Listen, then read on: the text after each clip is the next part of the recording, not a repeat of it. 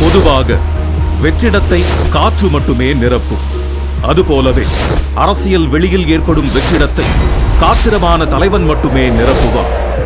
அரசியல் உலகின் அறமும் அதுதான், தவமும் அதுதான், வரமும் அதுதான். தமிழக அரசியலில் மக்களுக்கு கவசமாக இருந்த மாபெரும் ஆளுமைகள் மறைந்த பின்னர் தமிழக அரசியல் களத்தில் ஒரு பெரும் வெற்றிடம் ஏற்பட்டது. அதை நிரப்ப வேண்டிய அவசியமும் அத்தியாவசியமும் உருவானது. காலம் தன் தேவையை தானே நிறைவேற்றிக் கொள்ளும். அந்த அடிப்படையில் ஓர் அரசியல் தேவை ஏற்படும் போதுதான் மாபெரும் அரசியல் இயக்கம் தோன்றும். அப்படி தமிழக அரசியல் களத்தின் தேவைக்காக உதித்த இயக்கம்தான் தமிழக வெற்றி கழகம். இந்த இயக்கத்தின் காத்திரம் மிக்க, வசீகரம் மிக்க, ஆளுமை மிக்க தலைமைதான் நம் வெற்றி தலைவர் விஜய் அவர்கள்.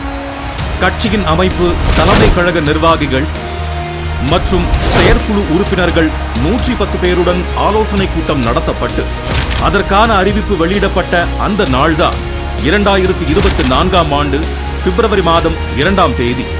அன்றே இந்திய தேர்தல் ஆணையத்திலும் அரசியல் கட்சி பதிவுக்காக விண்ணப்பிக்கப்பட்டது.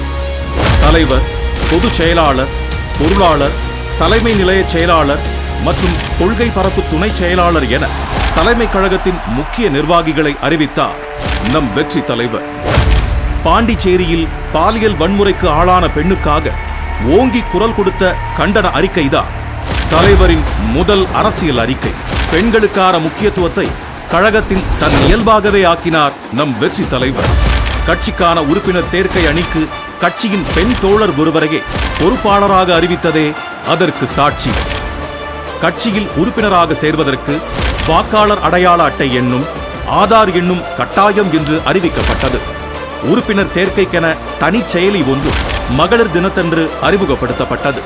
தனி செயலில் அறிவிக்கப்பட்ட சில மணி நேரங்களிலேயே கட்சியின் உறுப்பினர்களின் எண்ணிக்கை பல லட்சங்களாக உயர்ந்தது. கழக உறுப்பினர்கள் பட்டியலில் இளைஞர்களும் இளம் பெண்களும் குடும்ப தலைவிகளுமே பெரும் பங்கு வகிக்க தொடங்கினர். இஸ்லாமிய சகோதரர்களுக்கு எதிரான ஒன்றிய அரசின் குடியுரிமை திருத்த சட்டத்தை கடுமையாக எதிர்த்து அறிக்கை வெளியிடப்பட்டது. சக மனிதர்களுக்கான பாதுகாப்பை உறுதி செய்யும் அரசியல் கட்சியே தமிழக வெற்றி கழகம். 2024ஆம் ஆண்டு பாராளுமன்ற தேர்தலில் வாக்களிப்பதற்காகவே ரஷ்யாவில் நடந்த படப்பிடிப்பில் இருந்து தாய்மண் தமிழகத்திற்கு பறந்து வந்தார் நம் தலைவர். அரசியல் நாகரிகம் போற்றும் நம் வெற்றி தலைவர் 2024ஆம் ஆண்டு பாராளுமன்ற தேர்தலில் வெற்றி பெற்ற அனைத்து கட்சி எம்பிக்களுக்கும் வாழ்த்து தெரிவித்தார். அரசியல் கட்சிகளாக அங்கீகாரம் பெற்ற விடுதலை சிறுத்தைகள் கட்சிக்கும் நாம் தமிழர் கட்சிக்கும் தன் மனப்பூர்வமான வாழ்த்துக்களை தெரிவித்தார். ஆளும் திமுக அரசின் அலட்சியமான நிர்வாகத்தால் கள்ளக்குறிச்சி பகுதிகளில் பெருக்கெடுத்து ஓடிய கள்ளச்சாராயம் எண்ணற்ற மனித உயிர்களை காவு வாங்கியது. அதை கண்டு மனம் பொறுக்காமல் உயிரிழந்தவர்களின் குடும்பத்தினரையும் உயிருக்கு போராடியவர்களையும் கள்ளக்குறிச்சி மருத்துவமனைக்கே நேரில் சென்று பார்த்து ஆறுதல் கூறினார் நம் வெற்றி தலைவர். கேடில் விழுச்செல்வமான கல்வியே கேடில்லாத சமுதாயம் உருவாக்கும். இதை உணர்ந்ததால்தான் கல்வி விருது விழாவை ஒரு அறிவு கொண்டாட்டமாகவே நடத்த தொடங்கினார் நம் வெற்றி தலைவர் அவர்கள். பகுஜன் சமாஜ் கட்சியின் தமிழ்நாடு மாநில தலைவரான திரு ஆம்ஸ்ட்ராங் அவர்கள் நடு ரோட்டில் வெட்டி படுகொலை செய்யப்பட்டார். திமுக அரசின் சட்டம் ஒழுங்கு சீர்கேட்டால் நடந்த இப்படுகொலைக்கு தமிழக வெற்றி கழகம் தன் கடும் கண்டனங்களை பதிவு செய்தது. அரசியல் களத்தில் கொள்கையை உயர்த்தி பிடித்து தன் கொடியை நாட்ட விரும்பிய தமிழக வெற்றி கழகம் தன் தனிப்பெரும் அடையாளமான கட்சி கொடியை அறிமுகப்படுத்திய நாள்தான் 22/8/2024ஆம் ஆண்டு. அன்றே கொடி பாடலும் வெளியிடப்பட்டது. தமிழக வெற்றி கழகத்தின் கட்சி பதிவு கோரிக்கையை ஏற்ற இந்திய தேர்தல் ஆணையம் கழகத்தை அரசியல் கட்சியாக பதிவு செய்து அதற்கான அனுமதியையும் சட்டபூர்வமாக வழங்கியது. தந்தை பெரியாரின் பிறந்த நாள் அன்று சிங்கத்தின் குகைக்கே சென்று சிறப்பு செய்தது போல தந்தை பெரியார் உலவிய பெரியார் திடலுக்கே சென்று மலர் மரியாதை செய்தார் நம் தமிழக வெற்றி கழக தலைவர். கட்சியின் கொள்கைகளை, செயல் திட்டங்களை அறிவிக்க கட்சியின் முதல் மாநில மாநாட்டை விழுப்புரம் மாவட்டம் விக்கிரவாண்டி அருகில் உள்ள வி சாலையில் நடத்த முடிவெடுத்தார் நம் தலைவர். அந்த மாநாட்டிற்கு வெற்றி கொள்கை திருவிழா என்றும் பெயர் சூட்டினார். அதற்கான அறிவிப்பையும் வெளியிட்டார். மாநாட்டு பணிகளுக்கான கால்கோள் விழாவே ஒரு மண்டல மாநாடு போலவே இருந்ததை கண்டு ஊடகங்களும் அரசியல் கட்சிகளும் வியந்தன. சென்னை மெரினாவில் நடந்த இந்திய விமானப்படை சாகச நிகழ்ச்சியில் அடிப்படை வசதிகளையும் பாதுகாப்பு முன்னேற்பாடுகளையும் கூட செய்யாமல் அலட்சியம் காட்டியது தற்போதைய ஆளும் அரசு. அதனால் பல மனித உயிர்கள் பலியாகின. அந்நிகழ்வின் போது உயிரிழந்தோருக்கு ஆறுதலையும் அரசுக்கு கடும் கண்டனங்களையும் கழக தலைவர் தெரிவித்தார்.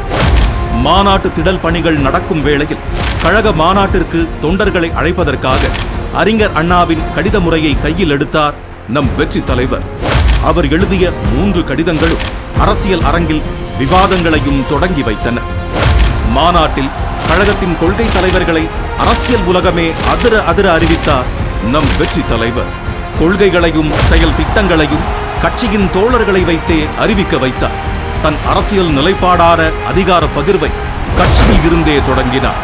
உணர்வு பூர்வமாக அமைந்த வெற்றி தலைவரின் மாநாட்டு சிறப்புரையை கேட்டு உலகமே பிரமித்தது.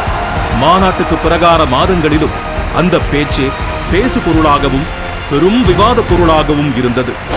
மாநாட்டின் பிரம்மாண்ட வெற்றிக்கு நன்றி தெரிவித்து 4வது கடிதத்தையும் எழுதினார் நம் கழக தலைவர்.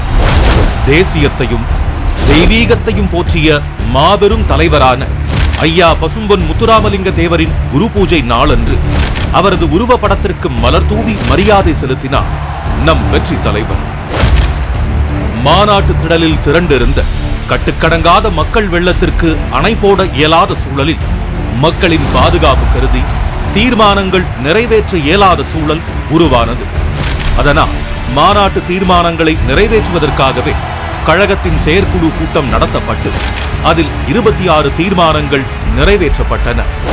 கிண்டி அரசு மருத்துவமனையில் பணிபுரிந்த மருத்துவர் தாக்கப்பட்டதற்கு தமிழக வெற்றிக் கழகம் தன் கண்டனத்தை பதிவு செய்தது. திருவண்ணாமலை பகுதியில் நிலச்சரிவின் போது நடந்த உயிரிழப்புகளுக்கு தன் இரங்கலையும் வருத்தத்தையும் பதிவு செய்தது தமிழக வெற்றிக் கழகம். அரசின் பேரிடர் முன்னேற்பாடுகளில் இருந்த தொய்வை சுட்டிக்காட்டியதோடு குட்டியும் காட்டியது. தமிழக வெற்றிக் கழகத்தின் கொள்கை தலைவர்களில் ஒருவரான அண்ணல் அம்பேத்கர் பற்றிய எல்லோருக்குமான தலைவர் அம்பேத்கர் நூல் வெளியீட்டு விழாவை விகடன் குழுமம் நடத்தியது. விழாவில் நூலை வெளியிட்டு பேசினார் நம் வெற்றி தலைவர். எப்போதும் போல அவரது இந்த பேச்சும் விவாதங்களை எழுப்பியது. கழகத்தின் கொள்கை தலைவர்களில் ஒருவரான அண்ணல் அம்பேத்கரை ஒன்றிய அமைச்சர் அமித்ஷா அவர்கள் அவமதிக்கும் வகையில் பேசியதற்காக கழக தலைவர் தன் கடும் கண்டனங்களை வெளியிட்டார். நம் கழகத்தின் கொள்கை தலைவர்களான தந்தை பெரியார், வீரமங்கை வேலு நாச்சியார் ஆகியோரின் நினைவு தினத்தில் அவர்களுக்கு மலர் மரியாதை செலுத்தப்பட்டது.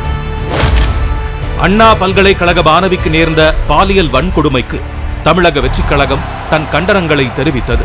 பெண்கள் பாதுகாப்பில் அலட்சியமாக இருக்கும் ஆளும் திமுக அரசை மிக கடுமையாக எச்சரிக்கையும் செய்தது. பெண் குழந்தைகள் மற்றும் பெண்களுக்கான பாதுகாப்பை வலியுறுத்த நம் வெற்றி தலைவரின் கையால் எழுதப்பட்ட கடிதம் ஒன்று தமிழகமெங்கும் பொதுமக்களிடமும் பெண்களிடமும் விநியோகிக்கப்பட்டது. அது ஏதோ மாபெரும் கொடும் குற்றம் என்பது போல நினைத்து ஆளும் திமுக அரசு நம் கழக தோழர்களை சென்னையில் கைது செய்தது. மாநில தன்னாட்சி உரிமையில் மாறாத நிலைப்பாடு கொண்ட நம் கழகம் ஆளுநர் பதவியை அறவே எதிர்க்கிறது. இருந்தும் அரசியல் சாசனப்படி நியமிக்கப்பட்ட ஆளுநர் ஒருவர் தமிழகத்தில் இருப்பதால் அவரே பல்கலைக்கழகங்களின் வேந்தரும் என்பதால் அண்ணா பல்கலைக்கழக மாணவிக்கு நேர்ந்த பாலியல் வன்கொடுமைக்கு நியாயம் கேட்டும் பெண்கள் பாதுகாப்பை தமிழ்நாட்டில் உறுதி செய்ய வேண்டி தற்போதைய தமிழக அரசை வற்புறுத்த கோரியும் ஆளுநரிடம் மனு அளிக்கப்பட்டது. வீரமங்கை வேலு நாச்சியாரின் பிறந்த நாள் அன்று அவருக்கு மலர் வணக்கம் செலுத்தப்பட்டது. தமிழக சட்டமன்றத்தில் தமிழ்தாய் வாழ்த்தை அலட்சியப்படுத்தி அவமதித்த ஆளுநருக்கு கண்டனமும், சட்டமன்ற பேரவை நிகழ்வுகளை நேரலை செய்ய துணியாத திமுக அரசிற்கு கண்டனமும் தெரிவிக்கப்பட்டது. நீட் தேர்வை ரத்து செய்வதே முதல் வேலை என்று சொல்லி மக்களை ஏமாற்றி ஆட்சிக்கு வந்த திமுக ஆட்சிக்கு வந்த 4வது ஆண்டில் நீட் தேர்வை ரத்து செய்யும் அதிகாரம் தங்களிடம் இல்லை என்று அறிவித்தது. இது அப்பட்டமான ஏமாற்று வேலை என்று அதிகாரத்தின் பிடரி பிடித்து உலுக்கினார் நம் தலைவர். காஞ்சிபுரம் மாவட்டம் பரந்தூர் பகுதியில் மக்களின் வாழ்வாதாரமான விவசாய நிலங்களை, வாழிடங்களை, இயற்கை நீர்நிலைகளை அழித்து புதிய விமான நிலையம் அமைக்க அரசு முடிவெடுத்தது. வெகுண்டெழுந்த அப்பகுதி மக்கள் 3 வருடங்களாக போராடி தங்கள் எதிர்ப்பை தெரிவித்து வருகின்றனர். பரந்தூர் பகுதி மக்களின் போராட்ட களத்திற்கே நேரடியாக சென்று மக்களை சந்திக்க முடிவு செய்தார் நம் வெற்றி தலைவர். அரசு அனுமதி மறுத்தது. சட்டத்தை மதிக்க வேண்டும் என்பதற்காக காவல்துறை அனுமதித்த இடத்தில் மக்களை சந்தித்தார். பரந்தூரை தவிர்த்த மாற்று இடத்தில் விமான நிலையம் அமைக்க வேண்டும் என்றும் அரசை வலியுறுத்தினார். வெற்றி தலைவரின் கர்ஜனைக்கு மறுநாளே பரந்தூர் மக்கள் பாதிக்காத வண்ணம் பரிசீலிக்கப் போவதாக தமிழக அரசு அறிவித்தது. அரசியல் மைதானத்தில் தனக்கு எதிராக வீசப்படும் அத்தனை பந்துகளையும் அடித்து ஆடவும் அவசியமான வேளைகளில் தடுத்து ஆடவும் தெரிந்த இயக்கம்தான் நம் தமிழக வெற்றி கழகம். இதோ இப்போது கழகம் தன் 2ஆம் ஆண்டில் அடியெடுத்து வைக்கிறது. 2026ஆம் ஆண்டு சட்டமன்ற தேர்தலை இலக்காக கொண்டு களமாட தொடங்கியிருக்கும் தமிழக வெற்றி கழகம் அரசியல் வானில் நிரந்தரமாக ஒளிரும், தன் நேர்மையாலும் மிளிரும். இனி வரும் ஆண்டுகளிலும் நம் வெற்றி தலைவர் வழியில் செல்வோம், வெற்றி வாகை சூடுவோம். உங்க மகன், உங்க அண்ணன், உங்க தம்பி, உங்க தோழன், உங்க விஜய் களத்துக்கு வந்துட்டா. ஒவ்வொரு வீட்டில் இருக்கிற ஒரு மகனா, அண்ணனா, தம்பியா, தோழனா, உங்கள ஒருத்தனா, உறவா, நட்பா நான் வரேன். புதுமையாய் நாம் செய்வோம்.